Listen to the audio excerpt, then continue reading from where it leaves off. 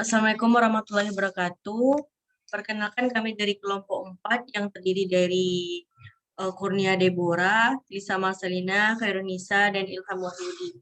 Sini kami akan menjelaskan tentang pendidikan sebagai suatu sistem, di mana materinya ada dua. Yang pertama yaitu pendidikan sebagai suatu sistem dan komponen sistem pendidikan. Pendidikan sebagai satu sistem. Sistem ini berasal dari bahasa Yunani yang berarti sistema. Artinya sehimpun bagian atau komponen yang saling berhubungan secara teratur. Jadi dapat diartikan bahwa sistem ini adalah sebagai perangkat komponen atau unsur-unsur yang saling berinteraksi untuk mencapai suatu tujuan. Sedangkan pendidikan berasal dari bahasa Yunani kuno yang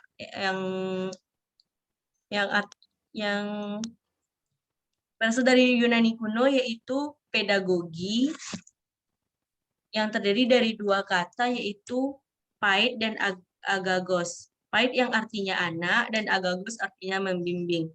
Jadi pedagogi itu adalah ilmu atau seni dalam menjadi guru.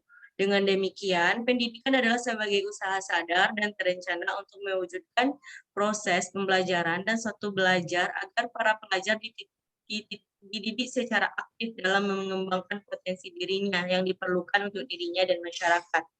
Jadi dapat disimpulkan bahwasanya pendidikan sebagai suatu sistem itu adalah satu komponen yang saling berhubungan secara teratur dalam proses belajar mengajar untuk mencapai tujuan, agar para pelajar tersebut dapat secara aktif mengembangkan potensinya di dalam dirinya yang diperlukan untuk dirinya sendiri dan masyarakat. Komponen sistem pendidikan ini terdiri dari tujuan pendidikan, pendidik, peserta didik, materi pendidikan, metode, media, dan alat pendidikan, serta lingkungan pendidikan.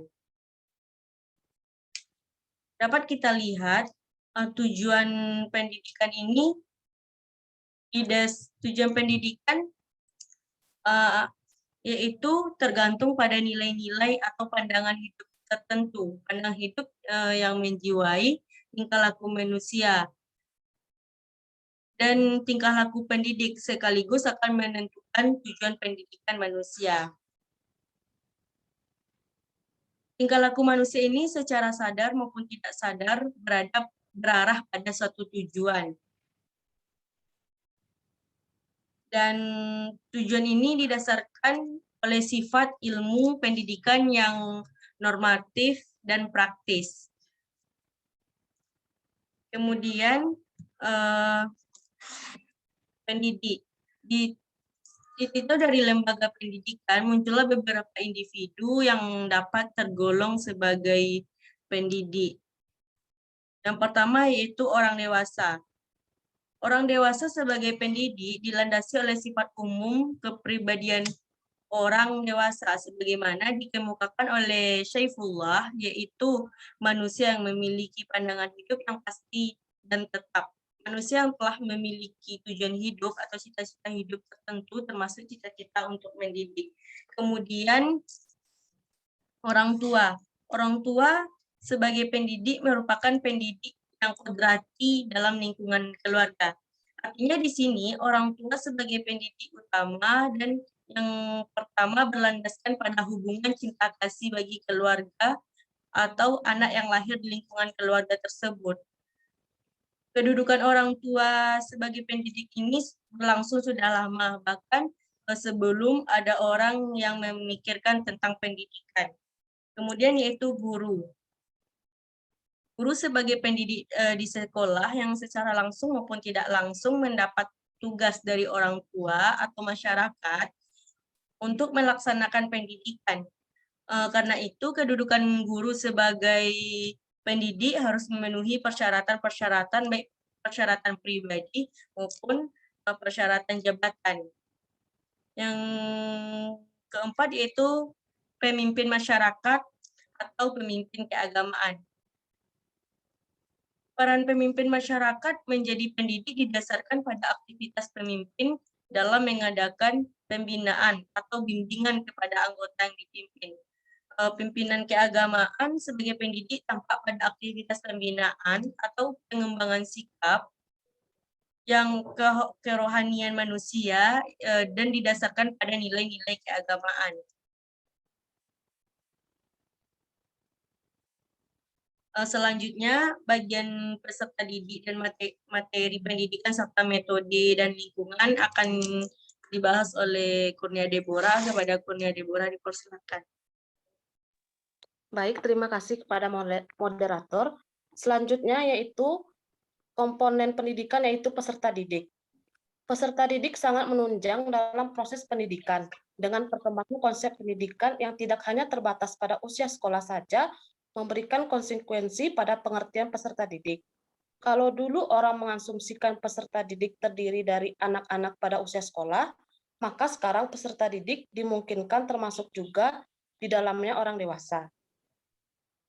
Ciri khas dari peserta didik yaitu individu yang memiliki potensi fisik dan psikis yang khas sehingga merupakan insan yang unik, individu yang sedang berkembang, yang membentukkan bimbingan individual dan perlakuan manusiawi, serta individu yang memiliki kemampuan untuk mandiri.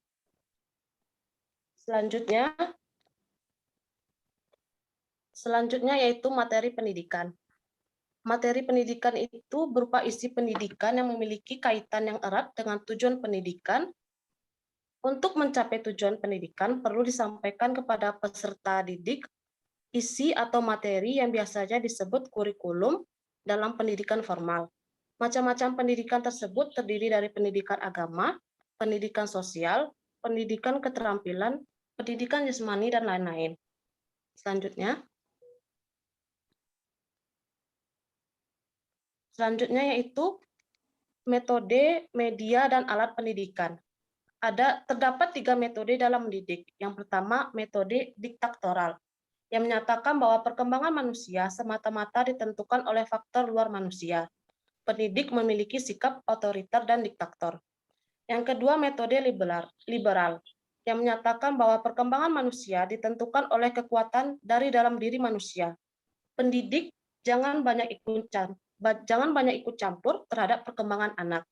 Anak akan berkembang sesuai dengan kodratnya. Yang ketiga yaitu metode demokratis, yang menyatakan bahwa perkembangan manusia tergantung dari faktor dalam dan luar. Pendidik harus bersifat membimbing anak. Pendidik dan anak memiliki peran yang sama penting dalam proses pendidikan.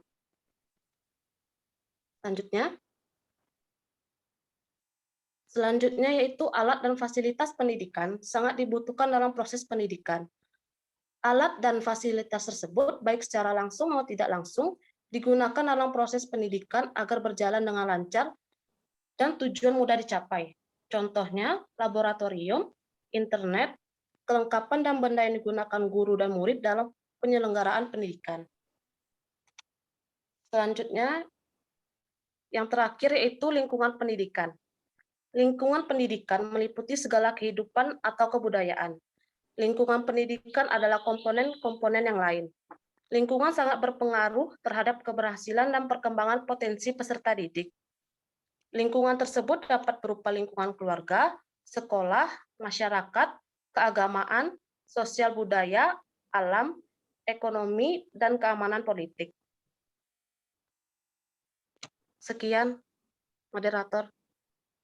Baiklah, dengan berakhirnya tentang komponen sistem pendidikan tadi, maka berakhir juga diskusi kita tentang materi pendidikan sebagai satu sistem. Saya sebagai moderator pamit undur diri. Assalamualaikum warahmatullahi wabarakatuh.